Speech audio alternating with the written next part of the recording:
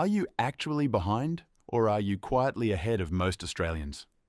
Today, we're going to find out properly with real data on income, savings and net worth, and by the end, you'll know exactly where you stand. Because here's the problem. Everyone measures themselves against the wrong people. Your mates, your suburb, your social feed. Today, we measure against the actual middle of Australia, and the real middle will surprise you. One rule before we start. We use medians, not averages. The median is the true middle person. Averages get dragged up by millionaires, so they make everyone feel behind when they're not. Quick example of why this matters. The average household net worth in Australia is around $1.1 million. Sounds terrifying. But the median is closer to 600,000. Half the country sits below that. So we're going to score you on three things: your income, your savings, and your net worth. Three honest checkpoints, each compared against the true Australian middle for your situation. Round 1. Income. The median full-time salary in Australia is about $78,000. If you earn more than that, you out-earn half of every full-time worker in the country. The average is higher, around $100,000, but remember that's inflated by a small number of very high earners. $78,000 is the honest midpoint to measure against. Earn $100,000? You're roughly in the top 27% of workers. Nearly 3/4 of full-time Australia earns less than you, even if your feed makes it feel average. At $150,000, you're around the top 14%. And by $200,000, you're in the top few percent of income earners in the entire country. Now the other direction, because plenty of people are there. Earning $50,000 or $60,000 puts you below the full-time median, but you're standing with millions of Australians, including most part-timers and students. And income moves with age. Almost nobody is at their peak in their 20s. Peak earning years in Australia are roughly 35 to 54, so judge yourself against your stage, not the whole ladder. A quick note on households versus individuals here. Some of these medians measure whole households, so if you're single, compare accordingly and don't panic at couple-sized numbers. Here's the key thing about income though. It's the weakest of the three measures, because it says nothing about what you keep. Plenty of high earners are broke, so let's move to round 2. Round 2. Savings. Actual accessible money. Bank accounts, term deposits, shares outside super. Not your house, not your super. The money you could get your hands on within days. The medians here are lower than most people expect. The typical Australian in their 20s has around $10,000 in accessible savings. That's the honest middle, not the highlight reel. In your 30s, the median is roughly $30,000. In your 40s, around $55,000. If your number is above those, you're ahead of half the country at your age. Notice how small those numbers are compared to what you'd assume. Most Australians are not sitting on huge piles of cash. Mortgages, kids, and the cost of living eat almost everything.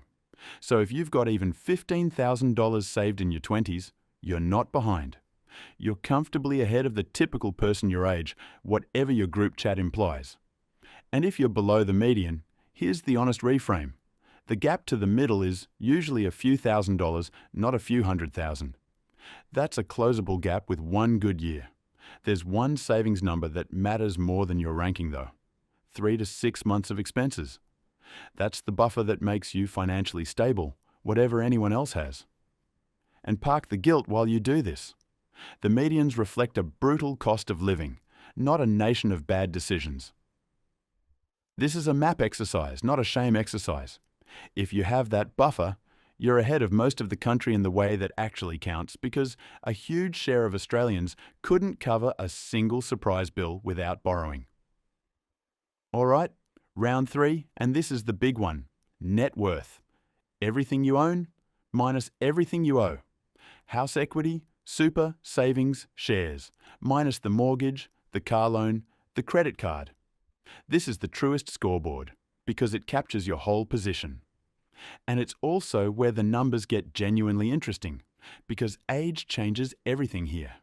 For younger households, those aged roughly 25 to 40, the median net worth is around $238,000, and most of that is usually home equity and super. For households, between 41 and 64, the median jumps to around $800,000. Decades of mortgage payments and compulsory super do enormous quiet work in that window. And here's the age twist. Under 25, the typical net worth is only $25,000 to $35,000. So if you're young with $50,000 to your name, you are miles ahead. See the pattern? Wealth in Australia is heavily loaded toward age. Comparing your 30-year-old self to the national median is comparing yourself to people with a 20-year head start. So, the honest question isn't whether you're ahead of Australia, it's whether you're ahead of the median for your own age bracket. That's the only comparison that means anything. It also means every year you simply stay in the game, paying things down and letting super build, the escalator moves you upward without any heroics. Now let's talk about what actually separates the ahead from the behind, because it's not what most people think, and it's definitely not salary. The single biggest divider in Australian wealth is home ownership. Households that own their home sit dramatically higher on the net worth ladder than renters at every single age. That's not a moral judgment, it's just what the data shows. Mortgage repayments are forced saving, and 30 years of forced saving beats 30 years of good intentions almost every time. The second big divider is super engagement. People who consolidated their funds, checked their investment option, and added even small extra contributions end up meaningfully ahead of those who never looked. And the third is simply the savings rate, not the income. The percentage of income that actually gets kept. A 15% saver on an average wage beats a 0% saver on a big one. Which brings us to the uncomfortable truth in the data. There are high earners with negative net worth and modest earners in the top quarter of wealth. Behaviour beats salary consistently. Think about what that means for a second. The scoreboard is far more controllable than it looks because behaviour is a choice and salary mostly isn't. So let's build your scorecard. Grab your numbers and check yourself honestly against 3 lines. This takes 5 minutes and most people have never once done it. Line 1, income. Are you above or below 78,000? Above 100? Just locate yourself. No judgment. This is a map, not a verdict. Line 2, savings. Compare your accessible money to the median for your decade. 10,000 in your 20s, 30 in your 30s, 55 in your 40s. Line 3, net worth. Add up everything you own, including super and home equity, subtract every debt, and compare against your age bracket's median, not the national one. If you're above the median on 2 of 3 lines, you are ahead of most Australians. Genuinely. Whatever it feels like from inside your own life. And if you're below on 2 or 3, you now know exactly which lever to pull first. And that puts you ahead of everyone who's never looked. If income is your weak line, the fastest fixes are asking for the raise, changing employers, or adding skills. Job switching remains one of the most reliable pay rises in the country.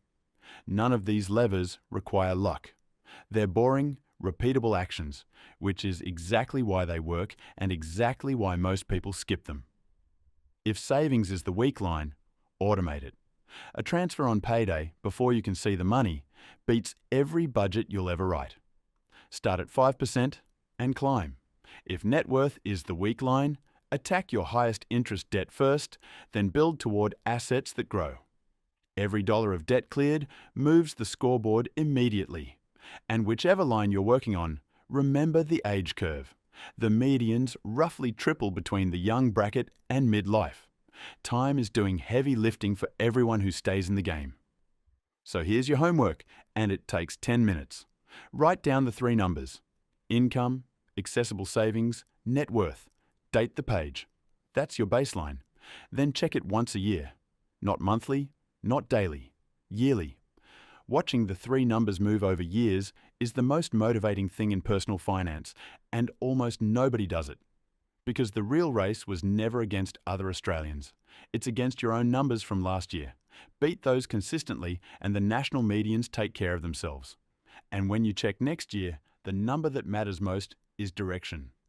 Up on all 3 lines, even slightly, means the whole machine is working. This is general information only, not financial advice, and the figures are estimates from national data. Do your own research and speak to a licensed professional about your situation. If this showed you where you stand, hit like, subscribe for more honest Aussie money videos, and drop a comment with which of the 3 lines you're working on first. I'll see you in the next one.